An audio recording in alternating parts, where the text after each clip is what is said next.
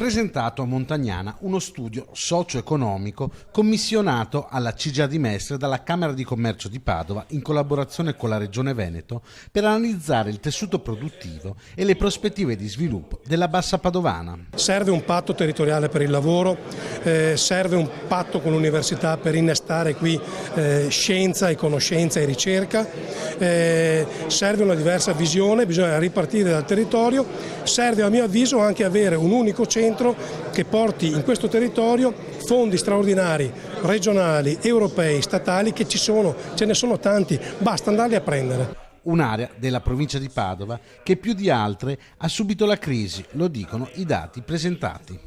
Forse quello più preoccupante è innanzitutto il calo demografico. Mentre il resto della provincia cresce come numero di abitanti, qui c'è un calo demografico e un progressivo invecchiamento.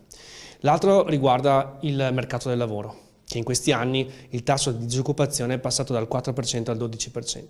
In molti chiedono di ripartire dalle infrastrutture, completando, ad esempio, la strada regionale 10, anche se, come fa notare l'assessore Marcato, la mancanza di strade non deve essere un alibi per l'imprenditoria.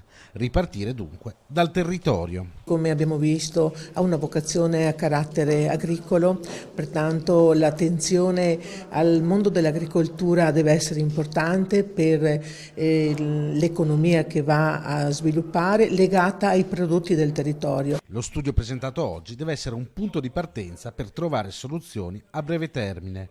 La Regione ha infatti già fissato un altro appuntamento a settembre. Un momento di confronto per decidere immediatamente che cosa si fa oggi, domani e dopodomani. A me gli studi a medio e lungo termine servono come bussola, ma l'intervento deve essere immediato.